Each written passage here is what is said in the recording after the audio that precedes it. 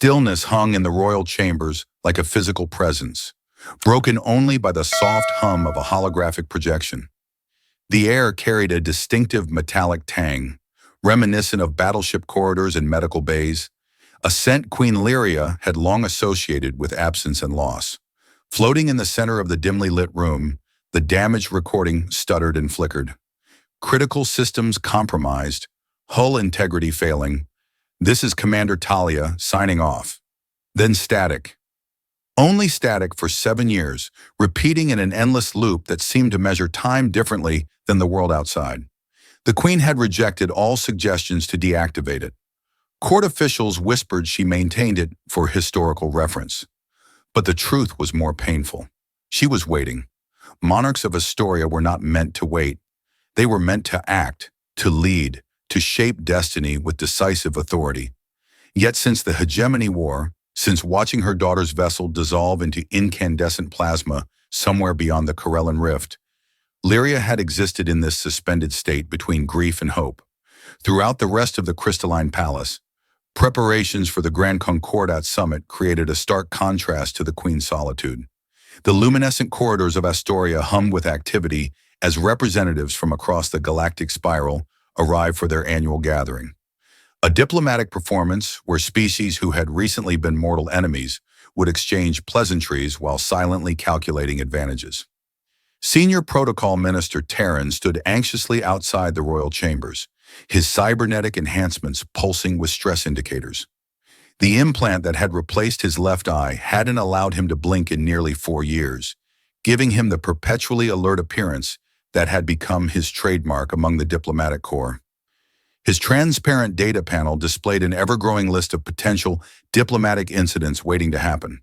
"We have 15 species demanding special atmospheric accommodations," he said, scrolling through his data tablet. 3 sentient energy beings claiming diplomatic immunity for offenses they haven't even committed yet, and the human delegation is requesting something called pizza. Queen Lyria finally emerged from her chamber, dressed in subdued silver robes that matched her mood.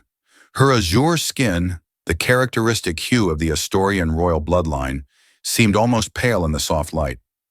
Her elongated pointed ears were adorned with delicate silver ornaments, ceremonial, but sharp enough to serve as weapons if needed. "Let them have their pizza," she said, passing Baron without a second glance. Her voice carried the distinctive melodic quality of the Astorians, though it lacked the musical lilt it once had. "Let them feel like victors before they beg for favors. Yes, Your Majesty, also your cousin from the outer provinces has arrived and is already intoxicated on lumenberry wine." They moved through the palace toward the central assembly hall. The Queen walked slowly, as if carrying an invisible weight. Attendants with skin in various shades of blue bowed deeply as she passed, their traditional markings glowing faintly in deference. As she entered the grand hall, the murmur of the crowd quieted. 7 years had passed, yet whispers still followed her. Some claimed Talia had escaped to another dimension. Others insisted her consciousness had been uploaded into a rogue battleship that now patrolled the frontier. There was even a tale involving a space whale, though that was mostly spread by a bartender on Nova Station who got paid extra for creative stories. None of it mattered. The Queen knew what everyone else only speculated. Her daughter was gone. The evidence was overwhelming, and yet grief required something tangible, something to hold on to. As the Queen prepared to deliver her opening address, movement at the edge of the hall caught a few puzzled glances. The guards tensed, their chromed armor plates shifting silently. A figure stepped through the ornate archway, illuminated by the shifting blue light of the palace's solar dome. At first glance, it seemed like just another diplomat, perhaps late or boldly unconcerned with protocol. Then someone gasped, the kind of sound that ripples across a room like a wave. The Queen turned and froze. Talia stood in the doorway. Her stance showed exhaustion but determination. Her once pristine uniform was patched in places, scorched in others. Her blue skin bore new scars, thin silver lines that traced patterns across her exposed arms and face. Her long pointed ears twitched slightly, as if reacquainting themselves with the sounds of a home that had already mourned her. And beside her, because perfect moments were apparently not allowed in this universe, stood a human. He wore a battered flight jacket covered with mismatched patches, a slightly smug expression, and was halfway through eating what looked like a protein bar. His hair was a mess of unruly brown curls, and he had the look of someone who had been making things up as he went along for so long that it had become a lifestyle. The queen's voice failed her, but her legs moved on their own. She crossed the distance faster than anyone had ever seen her move, her formal robes flying behind her, her carefully arranged hair coming undone. Without ceremony or protocol, she simply ran and collided with her daughter in an embrace that sounded like both laughter and tears. Talia hugged back, awkwardly at first as though she had forgotten the mechanics of such gestures, then fiercely. "Sorry," she muttered, her voice raspier than it had once been. "Got a bit sidetracked." The human cleared his throat. "Hi, I'm Ren," he said with an easy casualness that made several nobles visibly flinch. "I kinda saved your daughter, though she saved me back at least 3 times, so I think we're even." He raised what remained of his protein bar in a toast-like gesture. "You're welcome. Also, do you have any real food?" Every guard in the room instantly aimed their weapons at him, the soft hum of charging phase disruptors filling the sudden silence. Talia stepped between Ren and the guards with practiced ease. "He's with me," she said firmly, the royal authority in her voice surprising even herself. "Don't shoot him. He breaks easily and complains constantly." Ren nodded solemnly. "Also, I think your security system tried to flirt with me on the way in. It asked about my core temperature preferences in a way that felt very personal." The queen looked from Talia to Ren and back again. "Explain," she commanded, her voice cracking in a way no monarch's voice should. Talia took a deep breath. "After the explosion, I was stranded on an abandoned mining moon. No communications, serious injuries, minimal supplies. This fool," she gestured to Ren, "found me while scavenging for parts, kept me alive with emergency patches and expired medication. We escaped pirates, a malfunctioning security drone, and something he called space flu, which I'm pretty sure was just bad food." Her fingers reflexively touched a silver scar that ran along her jawline. She hesitated, the bioluminescent markings on her neck pulsing with emotion she was trying to contain. "By the time I could send a message, the war was over. I thought it might be easier if I just stayed gone." Ren tried to lighten the moment. She was incredibly dramatic about it. Lots of staring into space. Actual space. One of the diplomats whispered loudly, "Are we still having the summit or—" The queen waved dismissively. "Cancel it. My daughter has returned. Everyone else can wait." Ren raised his hand. "Question. Is there a guest room with actual walls? I haven't slept somewhere that doesn't randomly lose pressure in about 3 years." Talia squeezed his hand, her blue fingers contrasting with his tan skin. "I warned you they'd be dramatic," he grinned. "You didn't mention the death glares. That tall guard over there has been mentally disintegrating me for the last 3 minutes." She looked at her mother, then at the assembled court. "This is Ren. He's impossible, but he's mine." The queen stepped forward and took Ren's other hand in hers. Her skin was cooler than human standard, with a faint pattern of bioluminescence that glowed beneath the surface. "Then he is ours," she said, the musical tones returning to her voice. There were about 1,000,000 ways to die in unregulated space, and Ren had flirted with at least 5 of them before breakfast each day. The first time he saw Talia, she was unconscious, half buried under a collapsed engine housing, surrounded by flickering emergency lights and the wreckage of what had once been an impressive military escape pod. Her ship had punched a crater into the mining moon's surface that looked like a cosmic exclamation point. The mining facility, extraction .573 according to the faded markers, had been abandoned for at least a decade.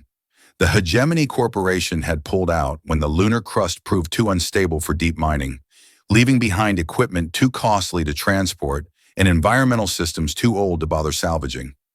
Ren had been tracking an unusual energy signature for 3 days, hoping it might be a forgotten cache of quantum batteries or perhaps an abandoned shuttle with working parts. What he found instead was a newly formed impact crater and a ship design unlike anything he'd seen before. He'd come looking for salvage, Instead, he found a blue-skinned woman bleeding a disturbing shade of indigo, breathing in shallow, labored gasps, and noticeably pointy in the ear department. Her skin had a faint luminescence beneath the surface, barely visible in the dim emergency lighting. "Well," he'd muttered, checking her vital signs, "this is either a rescue or the beginning of a very complicated hostage situation." It took 3 days to stabilize her enough to sit up, 2 more before she would speak to him without reaching for a ceremonial-looking blade that had somehow survived the crash intact. The blade, he later learned, was a royal sentinel, traditionally given to members of the Astorian elite forces. She didn't tell him who she was at first. She said her name was Talia and that she was a navigator, which might have been more convincing if she hadn't tried to fix a navigation unit by reciting what sounded like a royal proclamation over it. The mining moon had no official name, just a numeric designation. It consisted mainly of unstable rock formations, unpredictable atmospheric disturbances, and rumors of a maintenance robot that still wandered the tunnels asking for instructions. Wren claimed to have glimpsed it once and named it Herbert. Wren's ship, if you could dignify the cobbled-together parts with such a term, was a modified cargo shuttle with temperamental engines and a habit of making alarming grinding noises during atmospheric entry. He'd named it the Lucky Break, which had proven to be more ironic than accurate on multiple occasions. They stayed hidden in the abandoned facility while Talia recovered. Talia needed time to heal. Her physiology was similar enough to human to benefit from Wren's medical supplies, but different enough that each treatment was a calculated risk. The glowing patterns beneath her skin provided helpful feedback. When they brightened, he knew she was improving. When they dimmed, he knew to adjust his approach. Wren needed time to teach her the concept of seasoning food. She insisted on calling scrambled eggs processed protein matter and referred to coffee as neural stimulant fluid. He maintained that anyone who didn't appreciate hot sauce was missing a fundamental part of the sentient experience. She nearly broke his arm the first time he called her princess, not realizing he had somehow guessed correctly. "That's a formal title requiring specific genetic lineage," she'd said stiffly. "I am a navigation specialist." "Sure," he'd replied with a grin, "and I'm a luxury yacht salesman. Your uniform has more ceremonial details than a navigation specialist would wear, and you give orders in your sleep." The days blended together. They fixed things, they argued, they survived. The facility's environmental systems required constant attention. The oxygen recyclers were operating at minimum capacity. The water purification unit produced liquid that tasted vaguely metallic, and the temperature regulation frequently malfunctioned. They repaired an old communications array, only to discover that all transmissions were months out of date and mostly advertisements. Talia developed an unexpected fondness for human entertainment programs. Wren caught her laughing at a comedy about colonists who accidentally created sentient moss. She denied it. He never let her forget it. The protagonist's confusion regarding ethical implications was instructive, she'd claimed. "You laughed when the moss formed a hand shape and gave the colony director an obscene gesture," he'd countered. "I was contemplating the complex symbolism. You snorted so hard you choked on your water." One evening, after narrowly avoiding being crushed by a collapsing tunnel, they sat together watching the stars through a cracked viewport. The gas giant that the moon orbited filled half the sky, its swirling storms creating patterns of amber and deep crimson. "Have you ever lost someone?" she asked without turning to look at him. The bioluminescent patterns beneath her skin had dimmed to almost nothing. Wren nodded slowly, his usual smile fading. "My sister, transport pilot. Ship disappeared near the Vale Nebula. Official report said navigation error. Unofficially, pirates. I stopped believing official reports after that." She was quiet for a while. "My entire squadron, we were supposed to break through the enemy blockade. My ship was designated as the diversion. We took heavy fire before we even reached position. I ordered evacuation when our core destabilized." She paused. "I ejected. They didn't." Wren offered her half of his protein bar. "This tastes like sadness and artificial sweetener," he said. "But it's the last one with chocolate bits." She accepted it. "Your taste buds are defective. This contains no nutritional value beyond basic calories." "I survived 4 years of flight school on these. One instructor swore they were part petroleum byproduct. That explains a lot about your cognitive functions. When the main power grid failed during a storm, she rewired it using parts from a broken food synthesizer and knowledge that seemed far beyond what a navigator should possess. When he got stuck in a ventilation shaft retrieving a lost toolkit, she laughed so hard she fell off her ladder. Your posterior is too large for the shaft dimensions, she'd observed, still chuckling. My posterior is perfectly proportioned, he'd replied, his voice muffled. It's the shaft that's been improperly manufactured. When they found the maintenance robot, the one asking for orders, it turned out to be designated Unit 7, with half its programming corrupted. It primarily wanted to play strategy games, having repurposed its mining algorithms for recreation. Talia beat it in 10 moves. Unit 7 shut down for 3 days, apparently processing its defeat. 6 months passed like this, a strange limbo of survival and gradual recovery. Then they discovered the transmission beacon, buried beneath debris in an old communication center, wrapped in protective foil like someone's last desperate message to the stars. Talia decoded it within an hour. The message contained details about the interstellar summit on Astoria, a chance to reconnect with her world. Her eyes widened as she read, the patterns beneath her skin brightening. Ren watched her as she studied the coordinates. "Are you sure?" he asked. "They think you're dead. That's going to be an awkward family reunion."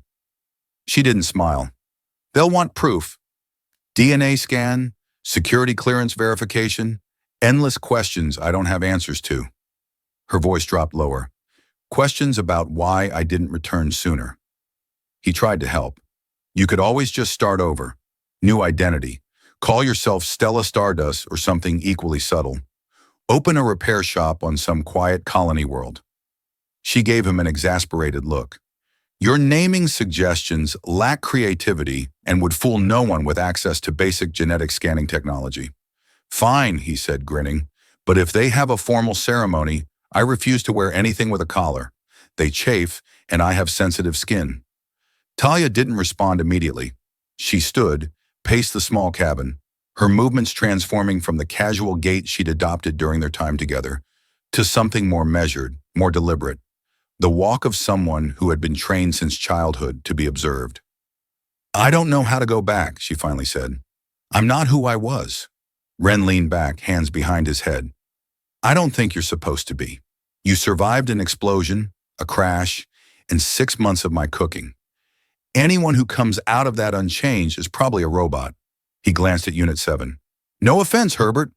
Designation Unit 7 acknowledges. No offense registered," the robot replied. She looked at Ren, the corner of her mouth twitching slightly. "What if they don't accept me? What if they've moved on?" The patterns beneath her skin shifted to a darker blue. "They will," he said with more confidence than he felt. "You're Talia, and if they don't, I'll threaten them with a strongly worded complaint. Maybe a small explosion. I've gotten pretty good at those. Mostly by accident, but still." The journey to Astoria took a week aboard the Lucky Break, which protested the entire way with alarming noises and occasional systems failures. They made 3 unscheduled stops for emergency repairs, once when the atmospheric recyclers began producing a gas that made Ren hallucinate briefly about singing asteroids.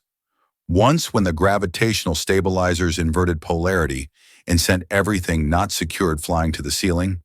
And once when the main engine simply shut down in the middle of a debris field. They navigated through jump gates and uncharted systems, dodging 2 bounty hunters and an asteroid field that seemed to have a personal vendetta. Ren managed to modify a diplomatic transponder, using parts from Talia's emergency beacon and pieces of the food synthesizer. Talia watched him work with a mixture of fascination and horror. "Is this normal for humans? This haphazard approach to critical systems?" "I prefer to call it creative problem-solving," he replied, connecting wires that probably shouldn't be connected. "You'd be amazed how many things can be fixed with improvised solutions. This technique once got me through a blockade by convincing their sensors I was a waste disposal vessel. Nobody stops the garbage ship." The palace loomed ahead as they approached Astoria, a magnificent structure of crystal and light that seemed to grow directly from the planet's surface. Towers spiraled upward, connected by transparent bridges that sparkled in the light of the twin suns. Ren adjusted the ship's approach, trying to appear more confident than he felt. The lucky break looked woefully out of place among the sleek, pristine ships of the visiting dignitaries. Talia exhaled slowly. You don't have to come in with me. You could wait here, or even leave if you wanted. Your obligation ended when my injuries healed. He glanced at her, noting how the luminescent patterns beneath her skin had formed intricate swirling designs he'd never seen before. You really think I've survived all this just to miss the dramatic finale? That violates basic storytelling principles. I'm serious, Ren. Her voice had taken on the formal quality that emerged when she was stressed. This isn't simple. You could be detained, interrogated, or worse. He reached over and took her hand, feeling the slight coolness of her skin against his. The luminescent patterns brightened at his touch, spreading up her arm like ripples. So could you. Silence hung between them. Finally, she nodded. Fine, but if they execute you, I'll be mildly annoyed. He smiled. Such overwhelming sentiment. I'm touched. The docking bay opened like a waiting mouth as the ship touched down with a series of concerning noises. Maintenance droids stationed around the bay visibly recoiled at the state of the lucky break and the alarming fluid that began to leak from its undercarriage upon landing. Ren felt his stomach tighten. Not exactly fear, just the quiet realization that everything was about to change. And somewhere beneath that, the hope that maybe they might finally get a meal that didn't come from a tube. He turned to her one last time before the airlock opened. Ready? Talia's ears twitched slightly, an involuntary response he'd come to recognize as anxiety. No. He grinned. Perfect. Ren had never met royalty before, but he was pretty sure they weren't supposed to cry on your shoulder, especially not in front of an assembly of visiting dignitaries. Queen Lyria hadn't let go of her daughter in what felt like minutes, which left Ren standing awkwardly nearby. The palace guards had eventually lowered their weapons, though at least 3 still watched him, as if he might suddenly decide to steal the throne or raid the kitchen. The guards wore armor that seemed to be a blend of technology and artistry, with plates that shifted and adjusted automatically to their movements. One particularly stern guard whispered something about his jacket violating at least 12 diplomatic dress codes. The Grand Hall was even more impressive from the inside. A vast open space with walls of living crystal that hummed with subtle energy. The ceiling was a dome of transparent material that filtered the harsh sunlight into a gentle blue glow. Diplomats from dozens of worlds stood in clusters, their varied physiologies representing the diversity of the interstellar alliance. Talia finally stepped back from her mother's embrace. Mother, this is Ren, she said, gesturing toward him with a formality that almost made him laugh after months of casual interaction. Ren, this is my mother, Queen Lyria, Sovereign of Astoria, Guardian of the 7 Systems, and Keeper of the Eternal Flame. She gave him a pointed look. She rules half a sector and can have you executed with a gesture. Try to be polite. I brought food, he offered lamely, holding up his protein bar. Several nearby diplomats visibly recoiled. The Queen blinked at him, her luminescent patterns shifting in what might have been confusion. He communicates better when not surrounded by armed guards and staring dignitaries, Talia muttered. I apologize, Ren said, trying to sound more diplomatic. I'm just trying to process whether this is the most awkward meet-the-parents moment in galactic history or merely in the top 5. The Queen tilted her head. He is unusual. Talia crossed her arms. He has his uses. Ren attempted a bow that looked more like he was checking if his shoes were tied. Mostly in emergencies and card games. I taught Her Highness how to play poker. She's terrifyingly good at bluffing. The Queen stepped forward. You kept my daughter alive. Ren shrugged. She did most of the hard work. I just identified which fungi weren't poisonous and occasionally caught her when she passed out from blood loss. He paused. Which wasn't often. Mostly she was terrifyingly competent even while bleeding. Talia glanced sideways at him. You make me sound helpless. You were bleeding from 3 different places when I found you. One of them was your ear. I didn't even know ears could bleed that much.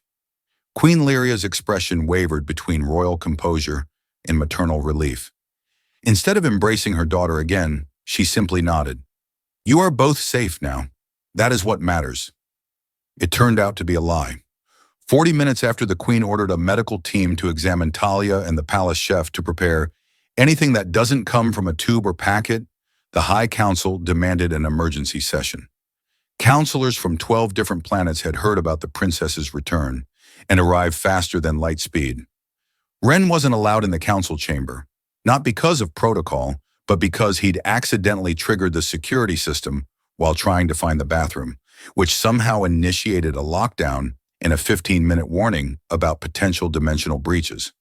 He apologized profusely, then wandered off to explore. The palace artificial intelligence, named Nova, seemed to find him fascinating. "You have an interesting facial structure," it announced as soon as he entered the guest suite. Ren jumped. "That's either a compliment or an insult, and I'm not sure which." "I analyze physical characteristics as part of security protocols," Nova explained cheerfully. A small holographic projection materialized in front of him. "Your features register as aesthetically pleasing by 78% of known sentient species. Additionally, your heart shows an irregular rhythm when near Princess Talia. I feel both flattered and slightly violated."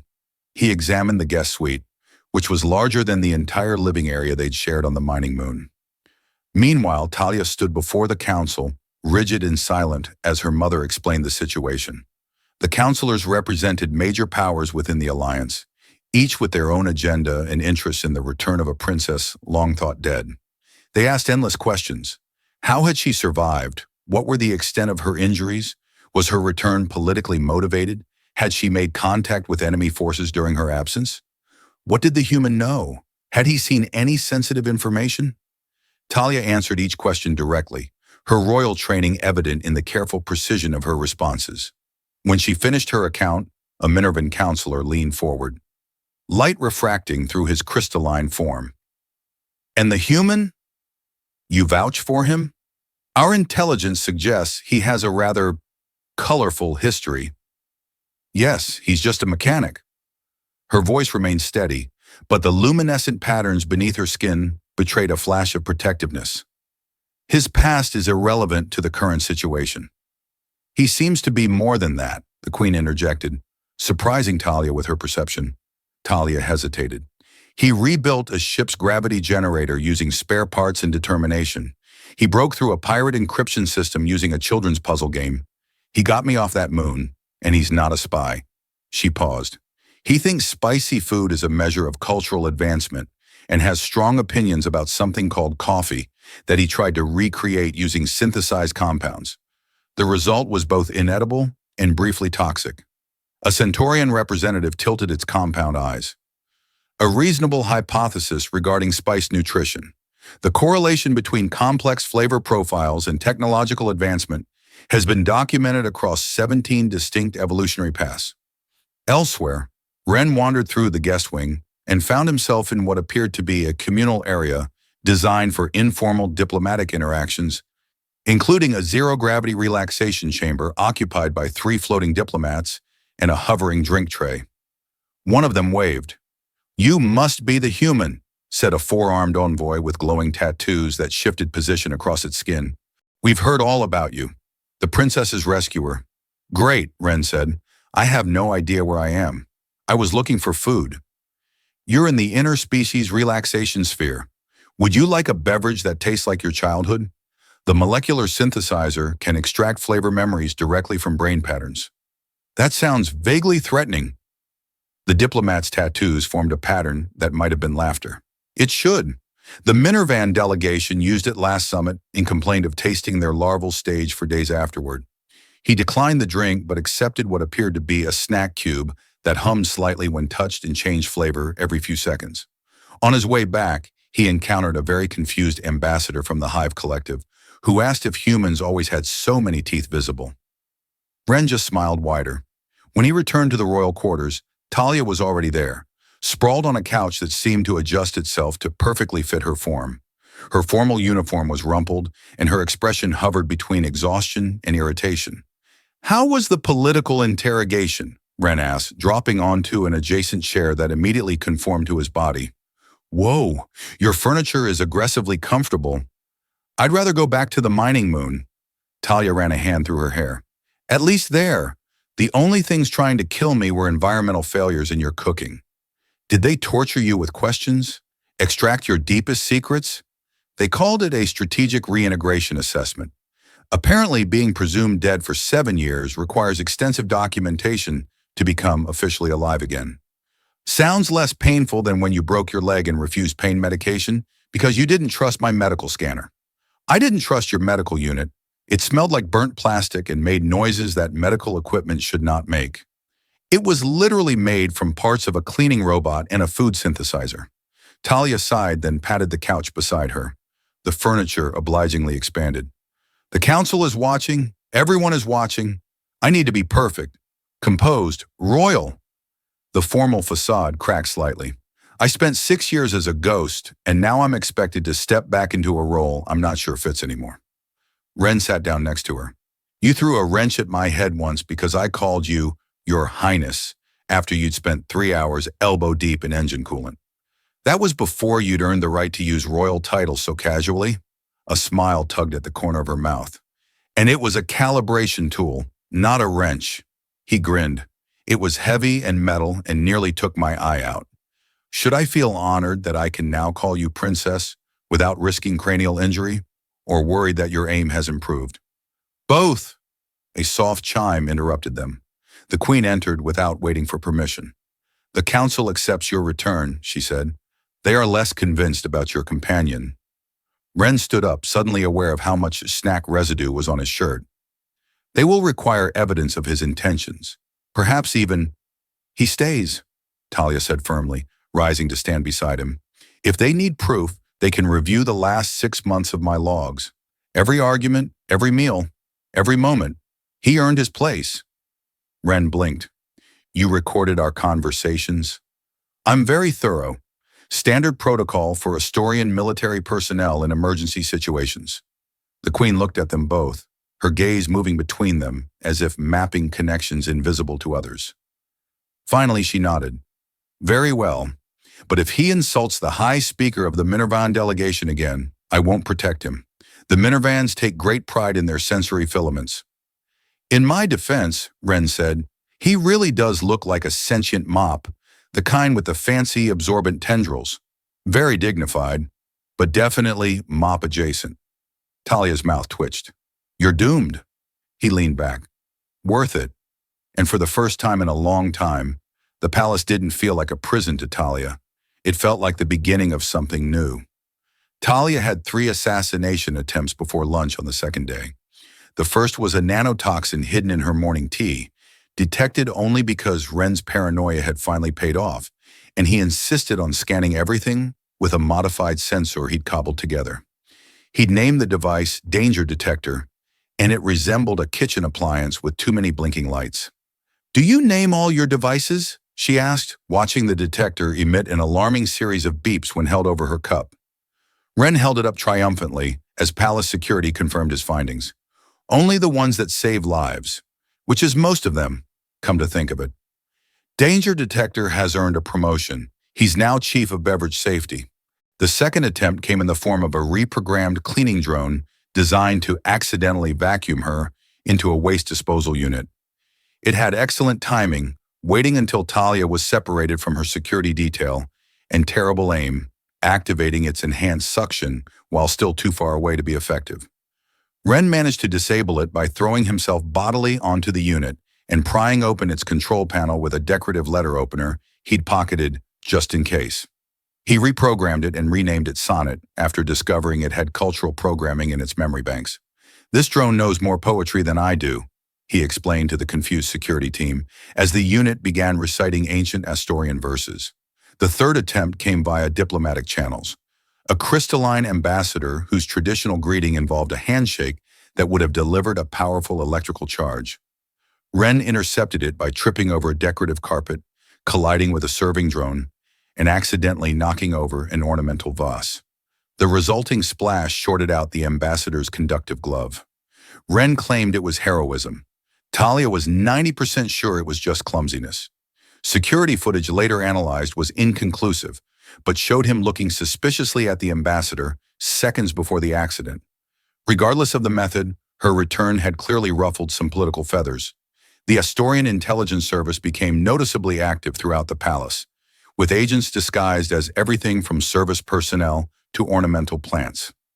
"You're a political lightning rod," Wren observed over breakfast, pouring syrup on what looked like compressed algae with decorative fruit. "Every faction that thought they had a clear path to power now has to recalculate because the presumed dead princess is back." "I'm royalty," Talia replied. "Everything I do is political. Even my presumed death had political implications. The succession plans had to be completely restructured. The palace had implemented new security protocols, including retinal scans, DNA verification, and an honor guard of 12 heavily armed soldiers with enhanced reflexes and neural implants. The guards wore armor in the royal colors, deep blue with silver accents, and carried weapons that appeared ceremonial but contained cutting-edge technology. Talia accepted it stoically. Wren tried to get the guards to laugh by naming each one after breakfast foods. He got as far as Captain Cereal before one of them muttered, "Please stop," in a tone that suggested immediate compliance might be in his best interest. "Did you hear that?" Wren asked excitedly. "They can speak." "I thought they were communicating telepathically." "I am physically incapable of ignoring nonsense beyond certain parameters," the guard admitted, looking like he immediately regretted breaking his silence. Despite the threats, Talia refused to stay locked away. She returned to the strategy chamber, reviewed reports from the outer colonies, and answered hundreds of personal messages from allies, enemies, and one very confused fan who thought she was a character from a popular virtual reality show. The Queen insisted she take it easy. "I just got back," Talia argued. "I don't want to disappear again behind security protocols and royal isolation." "You're not disappearing," Queen Lyria said. "You're being protected, like a treasure, like a target." The patterns beneath her skin formed complex structures that matched her daughter's. "There are those who saw opportunity in your absence, who rebuilt their power structures around the reality of your death." Wren watched the mother-daughter standoff while eating snacks made by the palace's food synthesizer. Eventually, a compromise was reached. Talia would attend the Unity Festival, an annual event celebrating interstellar peace that had been established after the last major conflict. The festival took place on a floating city in the skies of Elysium Prime, a gas giant with 16 moons that served as a neutral meeting ground for the Alliance. The entire city hovered over an ocean of liquid metals and crystal formations, with occasional energy beings that might have been native life forms or just tourist attractions. "Did that one wave at me?" Wren asked, pointing to a swirling pattern of light. Talia didn't look up from adjusting her ceremonial armor. "If it proposes marriage, say yes. They make better partners than most politicians." The city's central spire broadcast holographic celebrations across the system. Talia's appearance would be streamed live to billions across the Alliance, her return serving as both news and symbol. "I don't like being used as a symbol," she said in the preparation room. "Symbols don't get headaches or have to smile for hours while wearing uncomfortable ceremonial armor." "You're doing great," Wren replied, tugging at his formal clothes. "Why am I even here? Emotional support, backup, comic relief. Also, someone has to make sure you don't accidentally activate the gravity controls again." She frowned. "That happened once, and it was because you told me the big red button was probably the refreshment call." The ceremony began with dancers from 7 worlds, orbital choirs, and one acrobatic team from a low-gravity planet who accidentally floated away mid-performance. Talia stepped forward when announced, emerging onto the central platform to thunderous applause. Her face remained calm, her hands steady as she acknowledged the crowd. Then the stage exploded. Not completely, just enough to send half the audience into panic and the royal guards into action. A localized detonation that created a cloud of smoke that obscured the central platform. Talia's instincts kicked in immediately, shield up, movement low and controlled, eyes scanning for threats. The ceremonial armor activated additional protective features, a shimmer of energy forming around her. Wren had reacted too, though in a less trained manner. He had tackled a flying object mid-air before realizing it was actually a malfunctioning celebration drone filled with confetti and slightly too much propellant. "False alarm!" he yelled, coughing up glitter and tiny holographic peace symbols. "Just a party drone!" But the real danger came seconds later. A cloaked figure dropped from above, weapons drawn, armor reflecting light in patterns designed to confuse visual targeting systems. The intruder moved with military precision, not aiming for Talia, but for the queen. Talia intercepted with a kinetic blast from a weapon concealed within her ceremonial gauntlet, sending the attacker spinning through the air. Ren got there next using a shock baton he'd borrowed from Captain Serial earlier. The attacker's helmet came off when they collided with a decorative column. It was someone Talia knew, the recognition immediate and visceral, causing the luminescent patterns beneath her skin to flare with shock. "Darren," she said, voice hollow. "Commander Darren." He grinned, indigo blood trickling from the corner of his mouth. "You should have stayed dead, princess." It was a better ending to the story. Later in the palace dungeons, Ren stared through the energy field at the prisoner. Darren had been stripped of his armor and weapons, but he maintained a military posture even while seated. "Ex-friend?" Ren asked, glancing at Talia. Talia glared at him. "Long-lost cousin? Evil clone? Twins separated at birth?" "Lieutenant Commander Darren Vex," she said, her voice carefully controlled. "From my squadron. Senior tactical officer. He believed I betrayed the mission when I ejected instead of going down with the ship." "He tried to kill your mom. That seems like an extreme response to a disagreement about emergency protocols." "He always was ambitious. Darren believed in victory at any cost. Survival was secondary to completing the mission." Darren didn't speak for hours. When he finally did, it was through clenched teeth. "The Unity Council isn't unified," he said, looking directly at Talia. "Half the systems are breaking away. The border worlds are in open rebellion. You were a martyr, a symbol of sacrifice. Now you're a problem." Talia crossed her arms. "You think I care about their comfort? About maintaining a political fiction? I think you don't realize how much power you've disrupted just by coming back." Darren leaned forward. "You were dead. Resources were reallocated. Agreements were made. Powers shifted. And now the lost princess returns, with a human of questionable background, telling a story that raises more questions than it answers." Ren scratched his chin. "Can I make an observation?" "No," Talia muttered, but not quickly enough. "You guys have terrible internal communication. Galaxy-changing secrets are being passed around like viral dance moves. There should be a newsletter or something." Darren didn't laugh, his attention fixed solely on Talia. "They'll use you," he said quietly, "either as a puppet or as a target." Ren turned to Talia. "So what's next? Parade? Trial? New assassination attempt?" The chef knew about the cleaning drone before security did, by the way. Kitchen staff has the best intelligence network. Talia looked out through the window at the endless sky beyond. "Next," she said, her voice taking on the quality of command, "we make a list of every person who wishes I was still dead." Sounds like a long list. "We've got time," Ren smiled. "Want me to alphabetize it? Color coding by threat level and maybe little annotations about their preferred assassination methods." She handed him a data pad with security clearance that would have made Palace intelligence very nervous if they knew about it. Darren's escape attempt 3 days later was thwarted by an unlikely alliance between a malfunctioning guard robot, an overenthusiastic cleaning droid that Ren had reprogrammed, and Ren's insistence on installing motion-triggered confetti dispensers in the hallway for morale. "They're festive," Ren explained to the bewildered security team as glitter rained down on the unconscious prisoner. "And surprisingly distracting.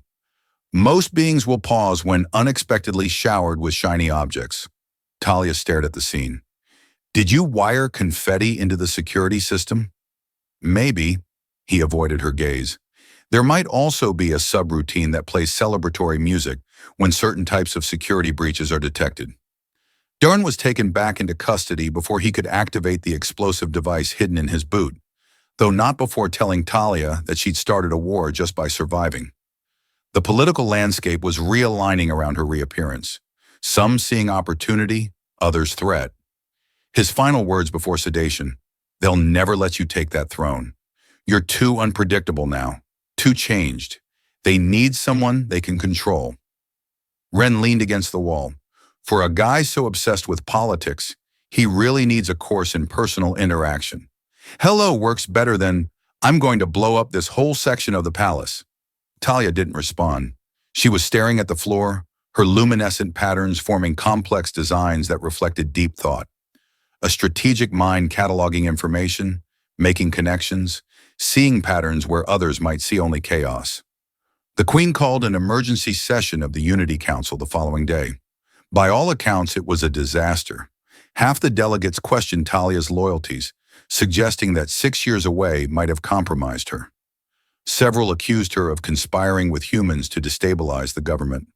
One representative demanded she undergo a full neural truth scan, which Wren firmly opposed after reading the side effects, which included temporary paralysis, uncontrollable honesty, and in rare cases, speaking exclusively in rhyming couplets for months.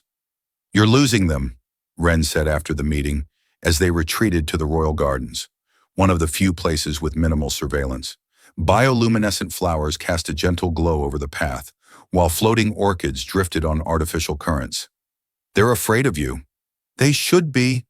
Talia ran her fingers along a crystalline bloom that hummed at her touch.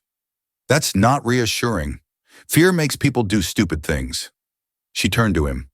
"What would you have me do? Smile more? Bake cookies?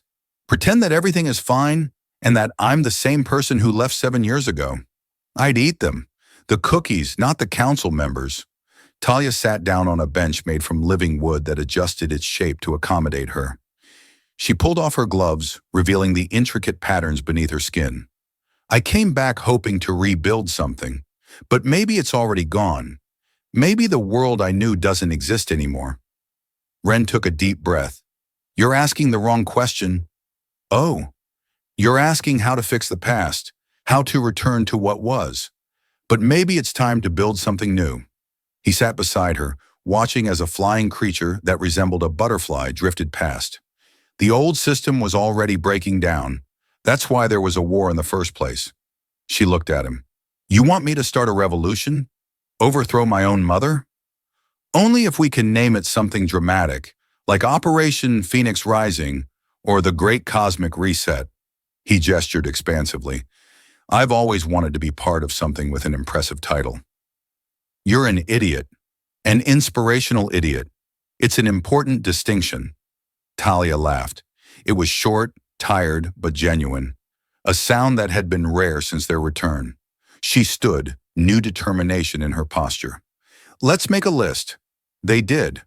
Not of enemies this time, but of people and places throughout the 7 systems. Honest administrators who had been sidelined, fragmented worlds caught between competing powers. Leaders on the edge colonies who put their people before politics. Worlds exploited for resources but denied representation. Scientists without funding, refugees without homes, soldiers without purpose. Talia didn't try to reclaim the throne in the traditional sense. She redefined it. Within 2 weeks, operating from what had once been her personal study, she'd announced the formation of a new alliance, separate from the council, a coalition of systems that valued transparency, resilience, and, to Wren's delight, regular meal breaks during strategy meetings. The media called it the Phoenix Accord after Talia's symbol, a stylized bird rising from flame. The Queen didn't resist. She didn't endorse it either. She simply watched her daughter work, sometimes offering quiet guidance, but never interference. She had ruled long enough to recognize when systems needed to evolve. Talia spoke to thousands across the stars. No crown, no titles, just truth about the challenges facing worlds beyond the central systems. The corruption that had taken root. The need for a new approach to governance. Wren spoke too, usually after tripping over something or accidentally switching the translation matrix. One speech was entirely mistranslated as a formal declaration of war on breakfast foods, causing a panic on an agricultural world until Talia issued a clarification. Despite these mishaps, his perspective as an outsider proved valuable. Talia appointed him special diplomatic consultant and immediately rewrote the job description to include a clause forbidding unsupervised interviews.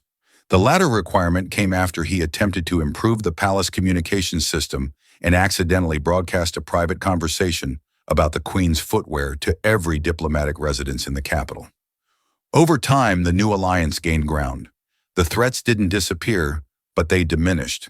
Darren's faction collapsed when intercepted communications revealed he'd once tried to blackmail a diplomat using embarrassing dance footage from a resort planet. Trust, it turned out, was a better currency than fear, though it took longer to accumulate and required constant maintenance. The night before they left the palace on what would be the first of many diplomatic missions, Talia stood on the balcony with Ren beside her. Below, the capital city glimmered with peaceful lights. Above, ships passed like fireflies against the darkness. "Do you regret it?" she asked, her voice soft. The luminescent patterns beneath her skin had formed a constellation-like design of contentment. "What? The near-death experiences? The royal intrigue? The fact that I haven't had a decent burger in 6 months?" He counted on his fingers. "The time I almost got executed for calling a diplomat a walking chandelier?" She nudged him with her elbow, a gesture that had become familiar between them. "No," he said, his voice unusually serious. "I don't regret a thing." She looked at him. "You never asked why I held your hand that day when we came back, in front of everyone. I figured you were using me as a shield against over-enthusiastic security personnel. Partially, but also because you were the only real thing I had left." She turned back to the view. "Everything else felt like a dream. Or perhaps the mining moon was the dream, and this was the waking. Either way, you were the only constant." He smiled. "Well, now you've got a galaxy, or at least 7 systems and some enthusiastic allies. And you, Ren." She glanced at him. "What do you have now?" He stretched his arms. "I've got a galaxy and a confetti launcher with security clearance. Also, I've convinced the kitchen staff to teach me how to make that blue dessert you pretend not to like but have eaten 4 times this week." They stood in comfortable silence. The Queen joined them briefly. "You changed everything," she said to Talia. "No," Talia replied. "I just stopped pretending I couldn't." The Queen touched her daughter's shoulder, tracing a pattern that held meaning in ancient Astorian tradition. "Don't lose yourself in what you're building." Talia glanced at Ren. "I won't. He won't let me."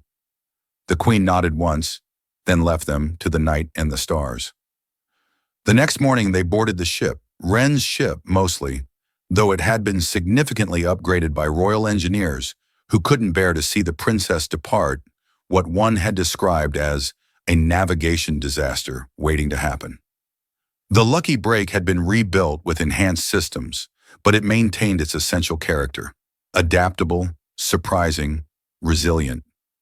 Talia took the pilot's seat, her hands moving over the controls with confidence. Ren sat co-pilot, flipping switches that he now actually understood, thanks to training from the royal engineers who had been horrified by his intuitive approach to spacecraft operation. "Where to first?" he asked as the engines hummed to life. She smiled slightly. The luminescent patterns beneath her skin formed a design of possibility. "Anywhere that needs a little hope." He adjusted the navigation, plotting a course to everywhere. Then the engines roared, the stars tilted, and they were gone. For